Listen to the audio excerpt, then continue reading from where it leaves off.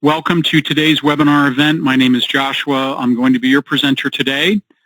It is promptly noon Eastern Time here this Wednesday. We're going to go ahead and get started on our topic momentarily. Before we get started, a few technical things. Please click the little red arrow on the sidebar of your webinar control panel. Gets that out of the way, minimizes that. Or if you've got a dual monitor setup, just drag it off to that second desktop. Just get it out of the way. We want you to get the full visual effect of the presentation, if at all possible. So that just allows you to see exactly what we're doing in its entirety during the live event. Of course, folks, as we always do, we are recording today's webinar event. The video of today's event will most likely be up on our COVID-19 page on our website sometime later today, maybe tomorrow at the very latest, tomorrow morning, but we're going to get that out there as quickly as humanly possible. If you have questions about today's event, you can type those into the questions pane or portion of the webinar control panel. I've got folks here helping to answer questions for us today.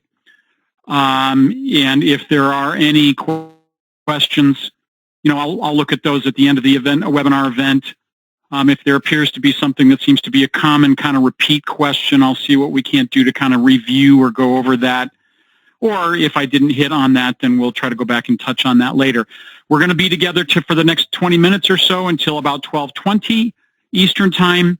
If you've seen it, what you came to see at any particular point, you may, of course, leave the webinar event. Thank you so much in advance for attending. We really hope these events help you, but we appreciate your attending nonetheless. So, yeah, please keep the questions on topic, folks. That's the final thing I want to say about that. We're here to talk about Payroll 2020 SR3 and most notably, importantly in this, the new 941 form for 2020. That's really the only thing that's been updated, but please keep the questions on that topic. Our support staff and techs are available to answer any other questions you have, or we may have another webinar event that is more suited for the topic you have questions about. So let's go ahead and talk about payroll, SR3. So we're getting ready to send out a new payroll update for you. So right here, you notice I've got my payroll version shows payroll version 2020 SR3. I have a test version of this. Our developers are still working on this. This is not available or for our users and customers to download and install yet. We're going to be wrapping up the testing and getting this fixed up and ready to go. And you're going to see there's a couple things in the version I'm using today which we're still working out on this. But we are going to have this ready by late Friday afternoon. And our intention is at this point, at least that was what my understanding was as of this morning, is we are going to send this email out and release this on our website early first thing Monday morning to you. Okay, we don't like to send out updates and patches to our users on Friday and then basically not have support available to answer or help with your install questions or issues. So we're not going to send that out Friday, the link or email to you. We're going to make that available first thing Monday. But folks, you've got until July 31st to get this filed, okay? So you've got plenty of time. Even if you install it Monday or sometime early next week, you still got 2.5 weeks to get that new form filed. Okay, so there's no hurry. You're not going to be behind. And we want you to have the new form. We definitely don't want you to submit the old W-941 form when the new one is available, and that's what the government is expecting you to file for the second quarter and beyond. Okay? But that's primarily what's changed in SR3. There are some bug fixes in SR3 for payroll as well, but the main update was released for the purpose of including or making the new 941 for the second quarter and beyond available for you. Okay, so we're going to look at that. So we're going to go to reports, and we're going to go to tax reports, and we're going to go to quarterly 941 form. So the first thing we want to make sure that we're pointing out here is the new 941 is only going to be available for the second quarter of 2020 and beyond. okay? If we choose the first quarter of 2020, it's going to be the old form, okay? So if you need to go back and reprint the form for the first quarter, you may certainly do so, and it will be the form that was the current form at that time. The new form that we're going to be showing you today is going to be only available and be used and printed for second quarter of 2020 and beyond, okay? So regardless of whichever quarter you're filing this for, this screen is no different. So it's still asking you to choose the quarter. It's going to ask you to choose your deposit schedule. Of course, you want to choose your, deposit schedule with whatever frequency the government is telling you that your deposits need to be made. So that's either semi-weekly, monthly, or quarterly. We also want to make sure that we're choosing the proper withholding state as well. Adjustment for group term life insurance, in this case for our webinar today, is irrelevant. We're going to bypass that. But the next screens we're going to see here are what are new in quarter 2 and beyond of 2020, okay? So as I prepare for these events, I always like to make sure that we're making folks aware of what changes on this and what doesn't. And the first thing that one of the first things I'm going to talk about this is, folks, there's nothing on the new 941 for 2020 that pertains to any PPP loans or folks and how they were paid regarding PPP payroll protection plan monies that were paid or owed. Nothing at all involving that on the 941, okay? The only thing that the 941 form is doing is adding for the second quarter and beyond is any COVID-19 sick pay that may be the church is eligible for refund for, and any FMLA wages that were paid to employees that the church may be eligible for a refund for, okay? Essentially, folks, and I said this in the previous event that I did on the new 941 last week, or the week before, sorry, that was before the 4th, was essentially if you have any COVID-19 qualifying events, meaning any employees that were sick or they were not able to work due to lockdown and the church was paying them for those period, or FMLA qualifications due to children being at home, credit retention wages. I'm sorry, this also includes credit retention wages as well, and 7,200. We're going to see that momentarily.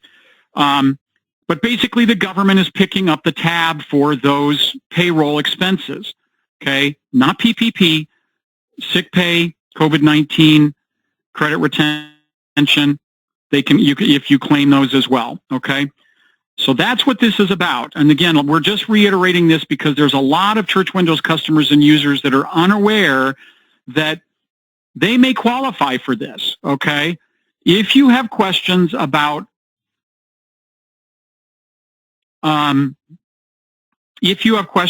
how this, what I'm referring to this, I'm going to recommend that you go back to the Church Windows website. Let me bring that up and bring that over here to our page. I just want to show this to you. Let's maximize that. But right here under our COVID-19 resources page for Church Windows, we've got all of our documentation. But then right down here at the very bottom, it talks about upcoming 941. This was the event that we did a couple weeks ago that talks about COVID-19 sick pay and Family Medical Leave Act qualifications or qualifying events where the church may be able to get refund monies for that. So review that if you're unclear about what I'm referring to or what we're referring to on that, okay? The church may be able to get a sizable refund of money to be used for other future payroll expenses if you have qualifying events for your employees, okay?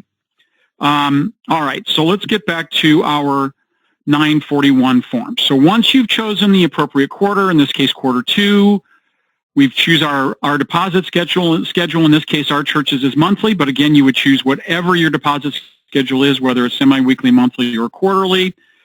We're going to leave it as monthly. Our deposit state is Ohio. We're going to click Next.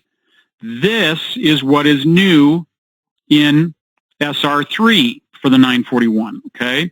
So it's asking us several questions here, and you have to respond yes or no to these. You can't leave them blank, okay? You have to respond either yes or no. So if the church had no COVID-19 or FMA qualifying events for employees, then or occurrences for them, you'll want to check no for each of them, okay? So it says, ask the question, did you pay qualified sick or family leave wages under the Families First Coronavirus Relief Act? And we would respond yes or no.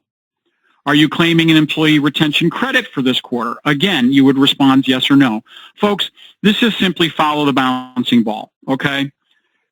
If you have yes to this, say yes to any of these, it's going to open up other screens afterwards which ask you to enter the amounts that pertain to those particular events, okay? Did you file a Form 7200? Basically, if that's what I recall correctly, that's an advance on tax credit. And finally, do you want to defer eligible tax deposits? Not recommended. So we're not really going to talk about the deferred eligible tax deposits because, in fact, we're probably not going to spend too much time on any of the final three because it's unlikely that many or any of you will be entering those, at least at this point.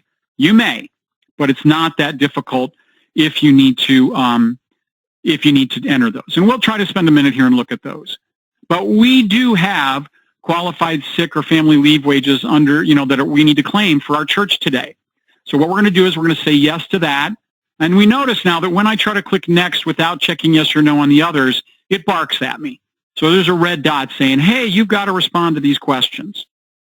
So, if I click no on all of them, okay, and I click next, it's just going to allow me to enter the information as it pertains to qualified sick or family leave information and wages only, okay, or pay only. But if we say yes to those, it will open up the appropriate screens and allow you to enter those, okay? So let's go back to no, and we're just going to talk about our original qualified sick and family leave. So if we click next, it now then opens up the window and asks us the question is, enter qualified sick wages for your lay staff. So one of the things that we want to make sure that we're very, very clear about here, folks, is Church Windows and Payroll has no idea what these figures are, okay? These are amounts that you'll have to have tracked for your employees who qualified for these particular occurrences, okay? If you paid sick wages, leave wages for your staff due to COVID-19 events, if there were health plan expenses for those same employees that the church paid, you have to determine those figures. The same is true for any family leave wages and any qualifying health plan expenses for those FMLA wages that were paid, okay? And again, we're not going to cover that today. It was covered in an earlier event and is covered by the information that's on the COVID-19 page of our website. So we're going to enter some information as it pertains to hours here. So our qualified sick leave wages for the second quarter were $2,716.61, and then we tab down, and our medical health plan expenses were $494.10. Again, there's an equation for that, and our actual FMLA wages for the period was $5,501, and the actual expenses the church paid for health plan expenses for FMLA was $378.81. Okay. Now again, if you had one or the other, you don't have to populate them all. Okay. We just did happen to have events in our particular information as it pertained to both of those events. Okay. So if you only had sick wages or sick pay for COVID-19, you would just enter the top two boxes, if applicable, or if you only had FMLA wages that were paid and health plan expenses, you would enter the bottom two. And there might only be one. If there were no health plan expenses at all, then you might only populate one of these boxes, okay? Once we have the appropriate information entered, then we go to next. Now we are back to our standard information as it pertains to our 941, so it's now prompting us to enter third-party designee information if applicable, okay? In this case, we're not going to enter that. Then we go to next, and it again asks the very similar question in terms of paid preparer information. Again, do we want to include paid preparer information for your 941 filing? And if so, you would click yes on that and enter the appropriate information. So then once we click on next on that, Then it asks us, again, this is all kind of back to the normal 941 generation process here. So do we want to print the form, or are we wanting to create the e-file for tax bandits? So for the purposes of our webinar, I mean, if you choose create e-file for tax bandits, it does, of course, ask you to enter additional information, of course, okay, if you have tax bandits do the filing for you. But for the purpose of our call or our webinar today, we're going to do print form. So once we choose print form, then we're going to click next, and then it tells us, hey, here are your total deposits that Church Windows Payroll says should have been or were deposited for the second quarter, in this case, April, May, and June. So these would have been our total monthly deposits, collective of 3 months deposit totals. Okay, so then again, I assume this is no different because I've gathered all of this information from my previous pay period deductions reports or 941, so I know those deposits are spot on. So I'm now going to click yes. And then what it's going to pop up is, it's going to say, an overpayment has been detected. Would you like this overpayment to be applied to your next return? So I go, it says select yes to apply the overpayment to your next return. No if you want to have the overpayment refunded. Basically, do you want the government to send you a check? Now, this is all based on COVID-19 sick pay and FML wages that we're claiming here, folks. This is why this is occurring. Okay, we're recommending that you request a refund, that the money's actually sent back to the church for these monies. Okay, they can be used again for something else. Okay, so we're going to say no because we want that refunded to that amount overpayment refunded to us. So we click no, and here is, let me zoom in a little. Second quarter 941 form for 2020 with all of the new information sections right here as they pertain to COVID-19. So right here, COVID qualifying as sick wages, family leave wages, all of that information is now entered per that information that I'd entered, okay?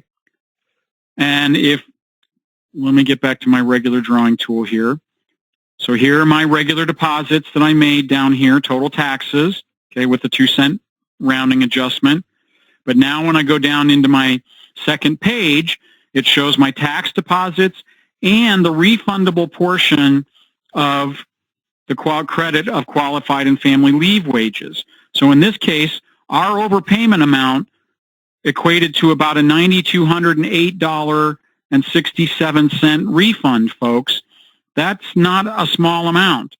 So that's the amount of the check that the government is going to wind up sending back to us based on those taxes that we already paid and the qualifying events for COVID-19 sick pay and for FMLA wages that we paid. Okay? So again, PPP is not in play. This is all based on the government's attempt to keep workers home and prevent the further spread of COVID-19. So they're trying to help you be able to keep paying those folks so they don't have to come in and make other people sick at the office, okay? So again, if you have COVID-19 sick pay or FMLA qualifying events, you definitely want to look at this and use this information, okay? So now let me go back to my regular drawing tool here.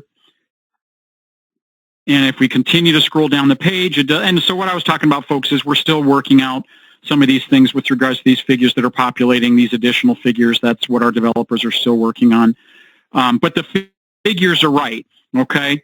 So now we've entered that information. It shows us exactly what we've entered for our qualifying health plan expenses, for either sick pay or family leave. And again, the form would be submitted and filed just like we would normally, okay? So again, not PPP, all COVID-19 sick pay and FMLA, all right? So let's go back and take a quick look with just another minute here left to go to just kind of take a quick peek at those other options that are in here. Again, we're just going to leave everything and we're going to go yes on some of these just to show you that if I have no on the others and yes, or on the sick pay and the family medical leave, but I do on the others, I go to next. Whoops, there I am again. Didn't click no, like I had said. So now it opens up and it says, hey, enter the full amount of your credit retention amounts. we want to point out full amount here, okay? Says there, we put this in here right here. Enter full amounts, not 50%. Seems to be some verbiage or terminology in some of the paperwork that implies that perhaps folks might be thinking that they have to enter half the amounts of those credit retention figures, not the full amounts. That's not true. You want to enter the whole amount, okay? But you would simply enter employee retention wages for employee retention credit. And, you know, whatever those amounts are. Sorry, give me a second here. I'm going to type in a figure. Woo, not 15,000. I wanted 1,500. Then enter qualified wages for employee retention credit paid between March 13th and 31st. We're fixing that. So again, you would put in whatever those wages were. Same thing for qualified health plan expenses, whatever the figure amount was. So then you would go to next. Then it asks us for the amount that you had refund claimed on any 7200 forms, which is unlikely. Same thing when you go to next, you would enter the amount of the qualified employer Social Security tax you want to defer. And then we would simply go to next, and it again brings us back to our standard 941 information, third-party designee and prepaid preparer, and again, do we want to print the form? Same tax deposits, doesn't change. But again, the same thing is we're getting a credit back on our taxes. So then again, it populates those amounts in the appropriate boxes on the 941 form for you. Yep, right down here. So right here on page 2, it enters those same figures that I had entered. Okay? So again, follow the bouncing ball. Just make sure you've got those figures entered, and if you have questions or problems, folks, please don't hesitate to pick up the phone and give us a call. So that's it.